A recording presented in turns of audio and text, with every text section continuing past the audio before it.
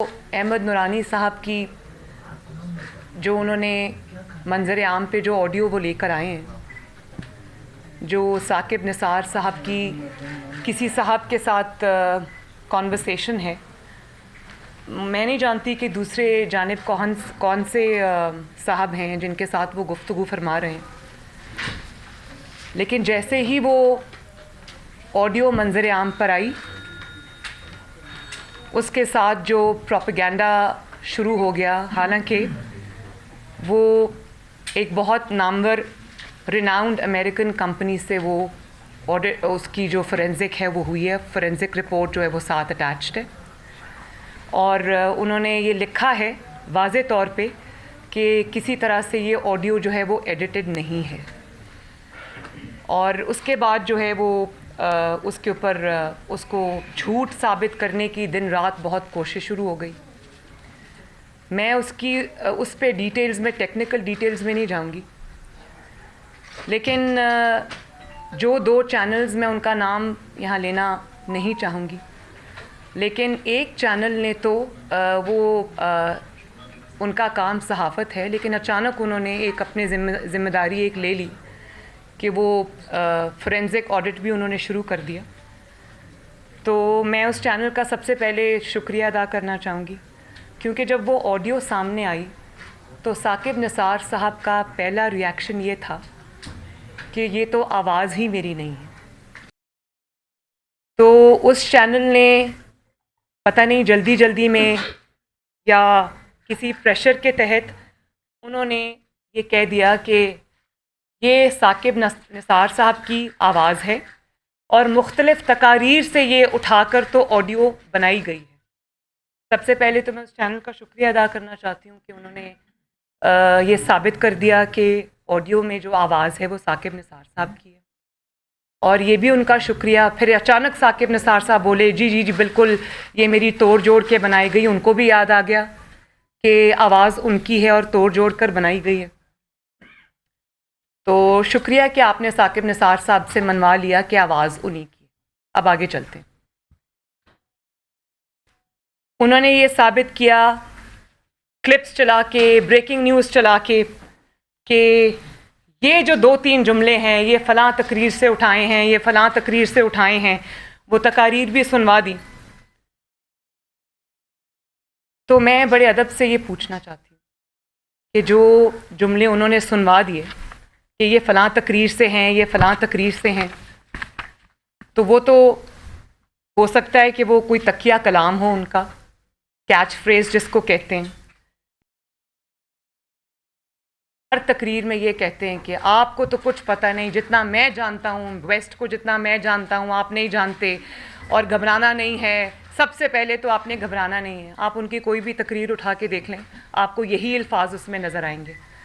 हर रोज़ वो तकरीर करेंगे, हर रोज़ यही अल्फाज इस्तेमाल करेंगे। लेकिन अगर वो 2-3 जुमले जिसमें उन्होंने ये कहा कि let me be very blunt about it, वो 2-3 जुमले जिनका असल मुद्दे से कोई ताल्लुक़ नहीं है, आपने उनको कंट्रोवर्शियल बना के, तो मैं आपसे ये पूछना चाहती हूँ कि अगर वो 2-3 जुमले किस तकरीर से लिए गए हैं वो आपने बता दिया, तो ये जुमले जो क्रक्स ऑफ द मैटर है, जो पूरा चार्जशीट है, जो पूरा मुद्दा है, जो गुनाहों का एतराफ़ है, मैं पढ़ती हूँ आपके सामने। उन्होंने कहा कि अनफॉर्चुनेटली हमारे पास जजमेंट्स इदारे देते हैं और इसमें कहा गया है कि मियाँ साहब को सज़ा देनी है, और कहा गया कि हमने खान साहब को लाना है। बनता है या नहीं बनता अब करना पड़ेगा, बेटी को भी नहीं। तो जो साहब दूसरी साइड से फ़ोन पे हैं वो उनको ये कह रहे हैं कि बेटी की सज़ा तो नहीं बनती। तो उन्होंने कहा कि मैंने अपने दोस्तों से भी यही कहा है कि इसमें कुछ किया जाए, लेकिन मेरे दोस्तों ने मुझसे इत्तफ़ाक़ नहीं किया। चलो उन्होंने ऐसे कहा जैसे अब उस चलो से कि हाँ जी ऑर्डर आ गए, मुझे मानने पड़ गए। तो आप ये देखें कि पाकिस्तान में जो जस्टिस है या इंसाफ है वो किस तरह से अमल में लाया जाता है, ये आप सबके सामने। तो असल जुमले कि नवाज़ शरीफ को सज़ा देनी है سزا یا ججمنٹس جو ہے وہ ادارے دیتے ہیں. مریم نواز کو سزا دینی ہے, نہیں بھی بنتی تو بھی دینی ہے, اور عمران خان کو لانا ہے. اگر تو کوئی, میں چینل سے یہ گزارش کرتی ہوں کہ اگر کوئی ایسی تقریر ہے جس میں انہوں نے یہ اعتراف جرم کیا ہے, میری نظر سے نہیں گزری, ان سب کی نظر سے نہیں گزری, قوم کی نظر سے نہیں گزری, جس میں انہوں نے اتنا بڑا اپنا اعتراف جرم کیا ہے, تو اگر وہ تقریر کہیں ہے جس میں سے وہ جملے لیے گئے ہیں تو وہ کائنڈلی تقریر پاکستان کی عوام کو دکھائیں. پاکستان کی عوام منتظر ہے, ہم بھی منتظر ہیں, ہم بھی دیکھیں کہ اتنا بہادری انہوں نے کب کی کہ انہوں نے اپنے دورے جو ان کا ملازمت کا دور تھا اس میں انہوں نے کب یہ اعتراف کیا, ہم دیکھنا چاہتے ہیں. بڑی بات ہے اگر انہوں نے یہ اعتراف کیا ہے کسی تقریر میں اور وہ تقریر قوم کی نظر سے نہیں گزری. چلیں اب آڈیو اور ویڈیو اور سب کو چھوڑ دیں, اصل بات کی طرف آ جائیں. بات یہ ہے کہ سب سے پہلی گواہی جسٹس شوکت عزیز صدیقی صاحب کی آئی. وہ اس وقت ہائی کورٹ کے, اسلام آباد ہائی کورٹ کے معزز اور سٹنگ جج تھے. انہوں نے سنگین الزامات لگائے. انہوں نے کہا کہ جب مریم نواز شریف کو اور نواز شریف کو ضمانت کے لیے جب درخواست آئی تو جنرل فیض صاحب ان کے گھر تشریف لائے, اس وقت کے ڈی جی سی, اور ان کو کہا کہ مریم اور نواز شریف کو ضمانت الیکشن سے پہلے نہیں دینی. تو یا تو آپ اس بات پہ آ جائیں کہ ضمانت نہیں دینی ورنہ آپ بینچ پہ نہ بیٹھیں. تو انہوں نے ایک سٹنگ ہائی کورٹ کے جج نے جب یہ الزام لگایا تو وہ ویڈیو بھی جھوٹی ہے. وہ جج صاحب تو آج بھی موجود ہیں, شوکت عزیز صدیقی صاحب, گو ریٹائر ہو گئے انصاف کے انتظار میں, لیکن وہ تو آج بھی موجود ہیں.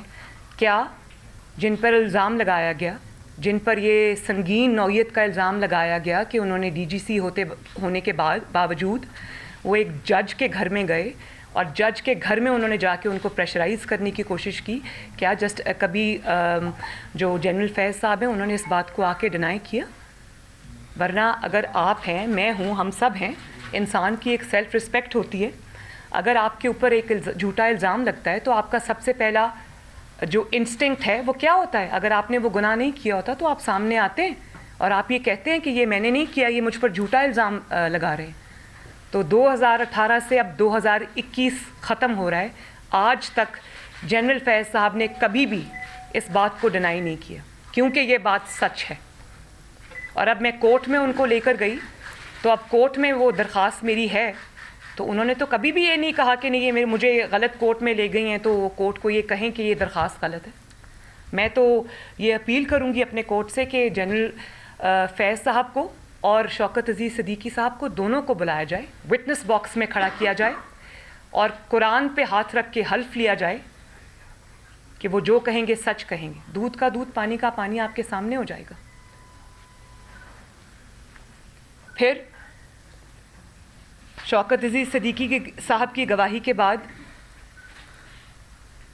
ارشد ملک صاحب, جنہوں نے نواز شریف صاحب کو نیب کے مقدمے میں سزا دی تھی, ان کی ویڈیو جو میں نے اس وقت ریلیز کی تھی پوری دنیا کے سامنے. تو ارشد ملک صاحب کو تو اس سچ بولنے کی پاداش میں نکال دیا گیا اور ان کو بلکہ سزا دے دی گئی. کھوسا صاحب جو تب چیف جسٹس صاحب تھے, انہوں نے یہ فرمایا کہ یہ جوڈیشری کے منہ پر کالا دھبا ہے. تو وہ کالا دھبا انہوں نے اس طرح دھویا کہ انہوں نے اس جج کو نکال دیا, لیکن اس کی ججمنٹ آج بھی سٹینڈ کرتی. کسی میں اتنی ہمت نہیں ہوئی کہ وہ آگے بڑھے اور اس انصاف نواز شریف صاحب کو اس میں انصاف دے.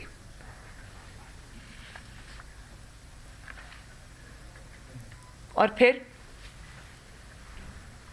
جو گلگت بلتستان کے چیف جج ہیں, ان کا ایک ایفیڈیوٹ سامنے آیا, بیان حلفی سامنے آیا, جس میں انہوں نے یہ بات کہی کہ جب ثاقب نثار صاحب چیف جسٹس تھے سپریم کورٹ کے, تو یہ خاندان کے ساتھ چھٹیاں منانے گلگت بلتستان آئے ہوئے تھے. اور تب یہ جو چیف جج تھے اس وقت گلگت بلتستان کے, یہ وہاں پر اس وقت چیف جج تھے, اور ان کی ریزیڈنس میں، ان کے لان میں وہ چائے پی رہے تھے جب انہیں یہ ان کے سامنے انہوں نے فون کیا کہ ایک جج صاحب کا نام لے کے کہا کہ ان کو فون کیا اور کہا کہ مریم اور نواز شریف کو ضمانت نہیں دینی الیکشن سے پہلے. اس کے جو کانٹینٹس ہیں وہ اس وقت میرے سامنے نہیں ہے، لیکن اس کا جو خلاصہ ہے وہ یہی ہے. تو آڈیو کوئی اس میں آپ شک و شبہات کر سکتے ہیں، ویڈیو میں آپ کر سکتے ہیں، لیکن شوکت عزیز صاحب تو ماشاءاللہ حیات ہیں. ان کو بلائیں، ان کو پوچھیں. ایکس چیف جج گلگت بلتستان تو آج حیات ہیں، ان کو بلائیں، ان کو پوچھیں. وہ تو کہہ رہے تھے کہ میں کسی بھی فورم پہ آ کے جو میں نے اسٹیٹمنٹ دی اس کو ٹیسٹیفائی کروں گا. بلکہ جب انہوں نے یہ ایفیڈیوٹ دیا تو جواب کیا آیا ثاقب نثار صاحب کا کہ میں کوئی پاگل ہوں کہ میں کورٹس کے چکر لگاتا پھروں. جب ان سے یہ کہا گیا کہ آپ اس کو کورٹ میں چیلنج کریں گے، آپ اس کا جواب دیں گے، آپ اپنی بے گناہی ثابت کریں گے، تو انہوں نے یہ ثاقب نثار صاحب نے جو ساری زندگی قانون پڑھتے رہے، پڑھاتے رہے اور ہائیسٹ کرسی پر پہنچے، chief justice of supreme court of Pakistan, تو ان کو جب کہا گیا کہ آپ اس میں اپنے آپ کو ڈیفینڈ کریں گے تو انہوں نے کہا میں کوئی پاگل ہوں کہ میں کورٹ کچہری کے چکر لگاتا رہوں.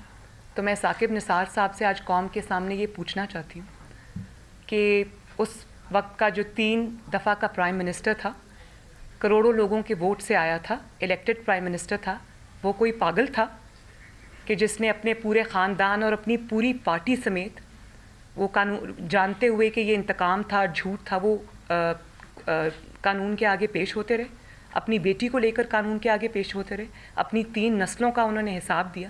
وہ کوئی پاگل تھے کہ آپ یہ کہہ کے ڈسمس کر دیں گے کہ میں کوئی پاگل ہوں کہ کورٹ اور کچہری کے چکر لگاتا پھروں، مجھے کیا ضرورت پڑی. تو ثاقب نثار صاحب کو میں یہ کہنا چاہتی ہوں کہ آج نہیں تو کل آپ کو سچ قوم کو بتانا پڑے گا. ابھی بھی وقت ہے، قوم کو بتائیں، سامنے آئیں، جرأت کریں، قوم کو بتائیں کہ کس نے آپ کو مجبور کیا. نواز شریف کی سزا اگر نہیں بنتی تھی تو کس نے آپ کو مجبور کیا کہ نواز شریف کو سزا دیں. مریم نواز شریف کی اگر سزا نہیں بنتی تھی، بیٹی کی نہیں بنتی تھی، بیٹی کا لفظ انہوں نے استعمال کیا، اگر بیٹی کی سزا نہیں بنتی تھی تو کس نے آپ کو مجبور کیا کہ مریم نواز کو سزا دیں. اور کس نے آپ کو یہ کہا کہ عمران خان کو آپ نے لانا ہے؟ کس نے آپ کو یہ کہا؟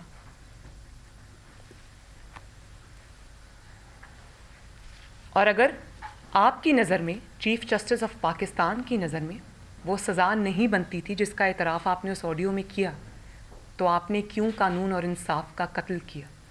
یہ جانتے ہوئے کہ وہ سزا نہیں بنتی، آپ نے کیوں وہ سزا دی، کس کے کہنے پہ دی؟ یہ آپ کو ایک نہ ایک دن قوم کو بتانا پڑے گا. اور آپ پاکستان میں انصاف کی ہائیسٹ کرسی پر بیٹھے تھے، اور وہ کون تھا جس کو آپ چیف جسٹس آف پاکستان ہوتے ہوئے بھی انکار نہیں کر سکے؟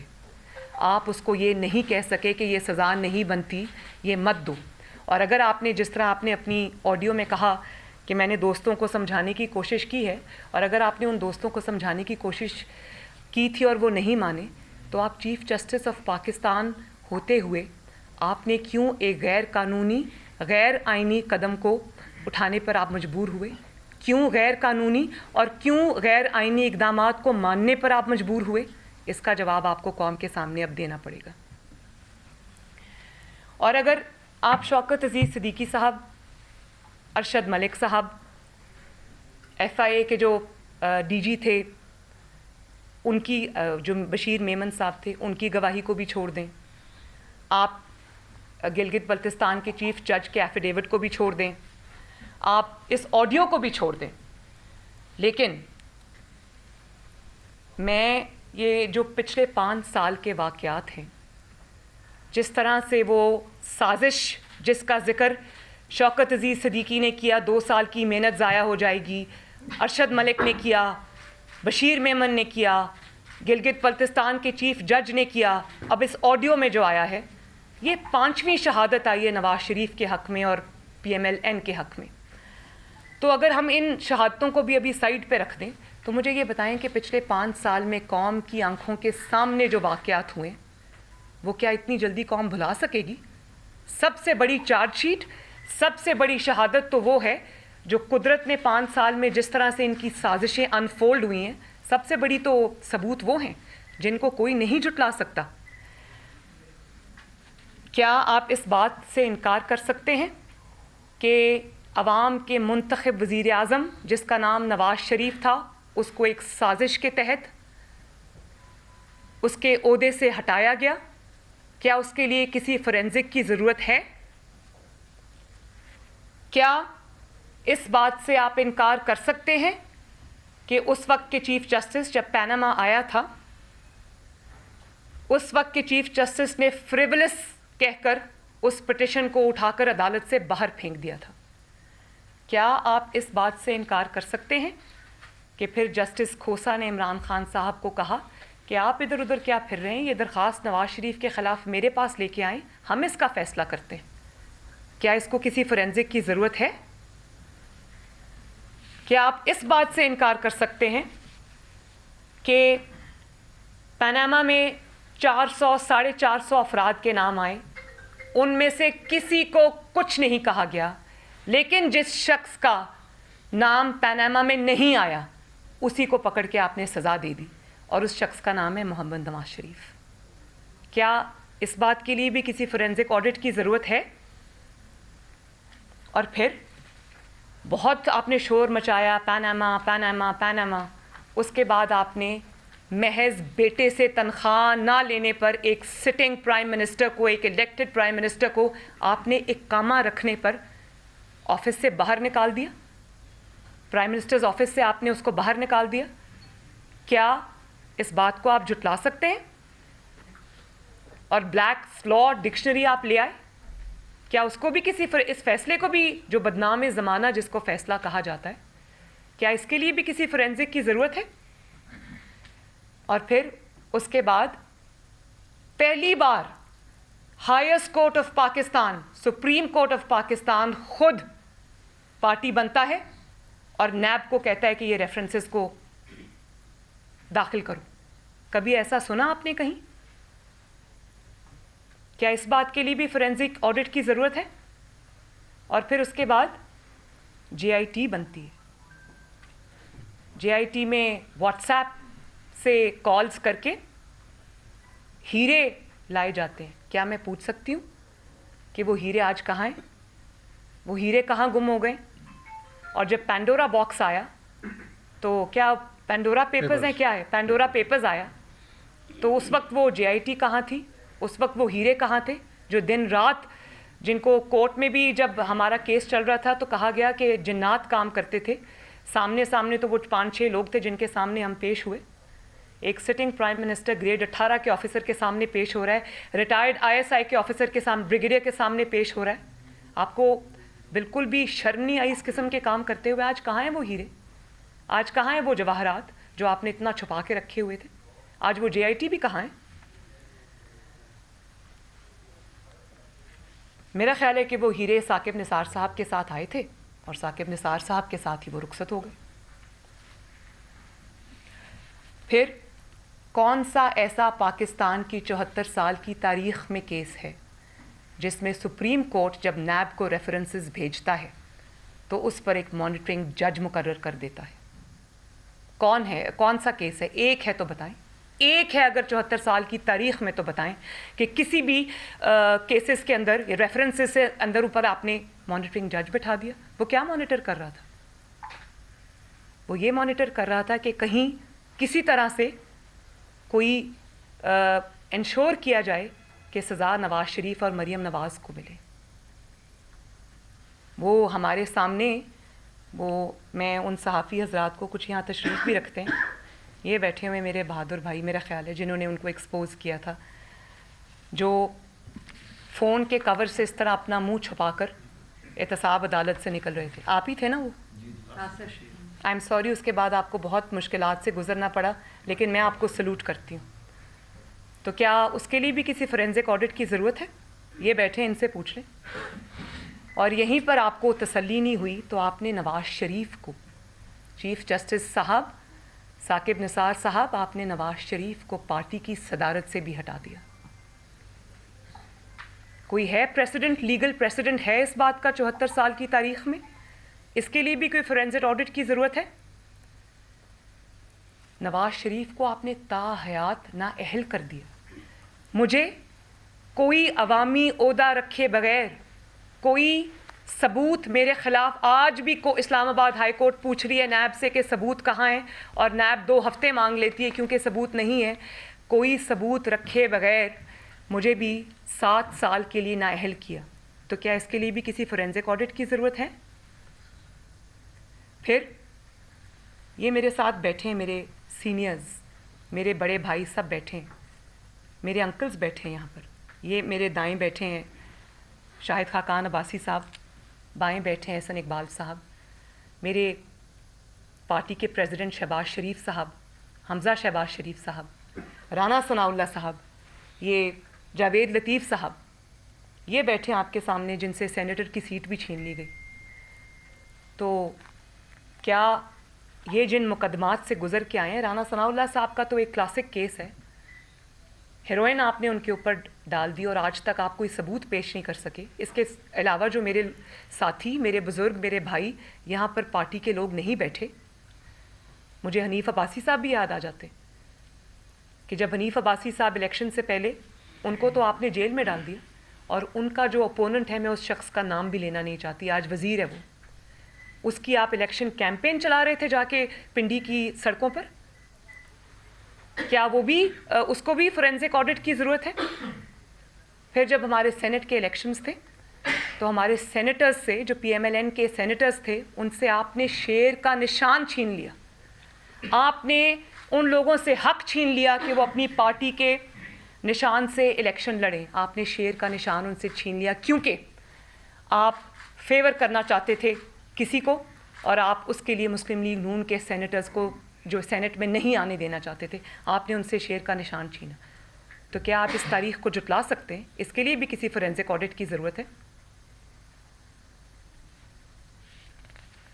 اور پھر آپ نے خود یہ اپنی آڈیو میں فرمایا کہ آپ کو کہا گیا کہ عمران خان کو لانا ہے. تو اس کے لیے بھی کسی فورینزک آڈٹ کی ضرورت نہیں ہے. جس طرح سے آپ نے انصاف کا قتل کیا، جس طرح سے آپ نے نواز شریف اور اس کے پورے خاندان اور اس کی پوری پارٹی پاکستان مسلم لیگ نون کے لیے آپ نے انصاف کا ایک الگ معیار قائم کیا، تو اسی طرح آپ نے عمران خان جیسے جھوٹے اور سازشی شخص کو بیل آؤٹ کرنے کے لیے، اس کو لانے کے لیے آپ نے اس کے لیے انصاف کا بالکل ہی ایک الگ معیار قائم کیا. میں بتاتی ہوں کیسے. کیونکہ عمران خان کو لانا تھا، آپ کو حکم آیا کہ عمران کو لانا ہے. جس معیار پر نواز شریف صاحب پی ایم ایل این کو پرکھا گیا اور جس معیار پہ عمران خان صاحب کو پرکھا گیا، یہ بھی سن لیں. جب عمران خان صاحب پہ کیس فائل ہوا تو ظاہر ہے کیونکہ اب کیس فائل ہوا تھا، سننا تو پڑنا تھا، تو سنا. جتنے انہوں نے جھوٹے ایفیڈیوٹس دیے، جھوٹی منی ٹریل دی، اب میں نام نہیں لینا چاہتی ان کے کسی بھی فیملی ممبر کا کہ اس نے اس کو بھیجی، اس نے اس کو بھیجی. 20 سال سے جو بینک بند ہو گیا تھا، اس کے اچانک سے کسی نے پیپرز پروڈیوس کر دیے. نہ ان کی فیملی میں سے کسی کو بلایا گیا، نہ ان کے کسی فیملی ممبر کو کٹہرے میں کھڑا کیا گیا. نواز شریف کی تو بیٹی نے بھگتا، اس کے بھائی نے بھگتا، اس کے بھتیجے نے بھگتا، ان کی پارٹی نے بھگتا. عمران خان کے کسی فیملی ممبر کو بلایا گیا اور پوچھا گیا کہ یہ جو آپ نے جھوٹی منی ٹریل دی ہے، جس کا نہ سر ہے نہ پیر ہے، یہ آپ کہاں سے لے کے آئیں؟ اس کو منوئن آنکھیں بند کر کے ایک صحیفے کی طرح اس کو سچ مان لیا گیا. کیا عمران خان کا کوئی اہل خانہ سنگین ترین الزامات کے باوجود جیل گیا؟ کیا عمران خان کو نے جو جھوٹی منی ٹریل پیش کی، اس پر کسی کو کوئی جے آئی ٹی بنی، کوئی اعتراض ہوا، کوئی جسٹس کھوسا نے کہا کہ ہمارے پاس لے کے آؤ؟ کیا کوئی سوال ان سے پوچھا گیا؟ اور اس کے بعد جب عمران خان کا بنی گالا والا محل ریگولرائز کرانے کی باری آئی تو یو سی، جو وہاں کی یو سی ہے، اس نے اسٹیٹمنٹ دیا کہ یہ جو پیش کیا گیا ہے جو اجازت نامہ یہ کمپیوٹرائزڈ ہے، اور جس وقت کا یہ اجازت نامہ اس وقت تو ہمارے پاس کمپیوٹر ہی نہیں تھا. تو کس طرح، کیا اس بات کے لیے بھی اب کسی فورینزک آڈٹ کی ضرورت ہے؟ کیا اس بات میں بھی اب کوئی شک کی گنجائش ہے کہ کس طرح، کیونکہ آپ کو حکم تھا کہ آپ نے عمران خان کو لانا تھا، کس طرح آپ نے ان کے اوپر جو سیریس ایلیگیشنز تھے، جو اتنی ان کی گلیئرنگ ثبوت تھے ان کے خلاف، آپ نے کس طرح ان کو نظر انداز کیا؟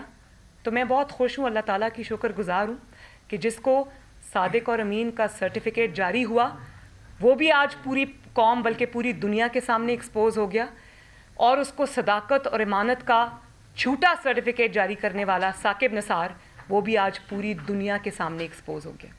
اور میں یہ بھی بتا دوں کہ یہ سلسلہ کیونکہ اللہ تعالیٰ کی طرف سے یہ رکنے والا نہیں ہے.